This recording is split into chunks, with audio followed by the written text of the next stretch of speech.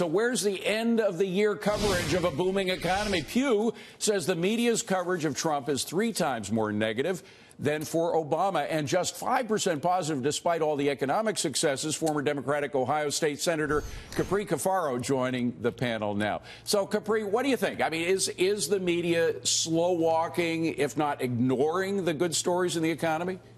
I don't think that they're so much ignoring the stories, but I think that because of the 24-hour news cycle and because, people get so fixated on the salacious aspects, particularly of President Trump's tweets, that, I think that the media is more likely to pay attention to those things, for better or worse. But I also think it's the consumer's fault. I mean, people get excited, and sucked into the intrigue of these tweets about, little Marco or, whatever he was called, Rocket Man, and throwing these kind of insults around. And I think that, unfortunately, that's eclipsing the message of the economy. I think that President Trump and his team would be better served to actually stay on message so the media could stay on message as well, because the media is never going to ignore the tweets, nor some of the other, salacious things that are going on, like the Russia investigation. They're just not. You're kind of a rare bird in the fact that there aren't many free market Democrats left. I think of the old Scoop Jackson Democrats and the Blue Dog Democrats,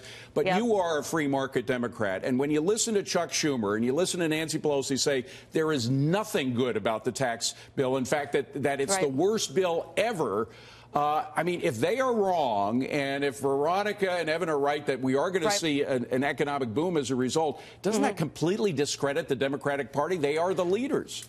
Well, look, I mean, this is what I've consistently said about the Democratic Party, my party, that we need to be more than just against something. There are good aspects of the tax plan, particularly, for example, for pass-through entities for small businesses, for, making sure that the standardized deduction is doubled. Now, yes, are there, the carried interest and some of these other things, big wins for we've talked about it. Sure. They shouldn't have stayed, But, at the same time, you can't just entirely ignore what's happened. And now you have a number of companies that are actually investing in their workers, growing the middle class out. And that is important. Democrats need to get on board to be part of the solution, not just against they're things. not. That's the point. And if, in fact, we get this growth spurt in 2018 that Schumer and Pelosi say is never going to happen, I would imagine that raises your profile in the Democratic Party quite a bit, right?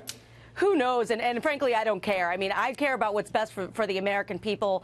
The folks in Washington they're gonna do what they're gonna do. The DCCC, the Congressional Campaign Committee and others are gonna do what they're going to do. I would hope that they learn from the mistakes of the past elections. I hope that they listen to folks in the middle of the country about what we believe, as opposed to just, focusing on what the coasts think in this echo chamber. Like $1,000 doesn't go far. Come to Trumbull County, Ohio. Guess what? $1,000 is going to go very far. As I've said, $45 a week will buy an extra bag of groceries. That's very important for a lot of people in this country. Evan, do you think President Trump can find enough blue dog Democrats, as he used to be called, to work with to get something passed in a bipartisan way? No, I don't. And that's purely because of politics. I think there are blue dog Democrats. But you heard Capri. I mean, she's a Democrat. And if Capri were running the Democratic Party, we Republicans would be in serious trouble because they'd have a much better message.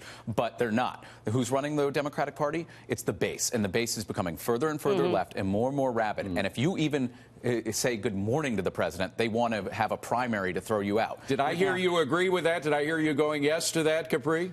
Yeah, I think that's true, and I think it's to our peril. And we saw some of that actually happen again with the Republicans in the Tea Party movement as well. When either side goes too far to the extreme left or right, it hurts the people in the middle. The other part of it is gerrymandering. So there actually aren't a lot of blue dog Democrats back because you have super Republican or super Democrat districts. It's not in their interest to compromise.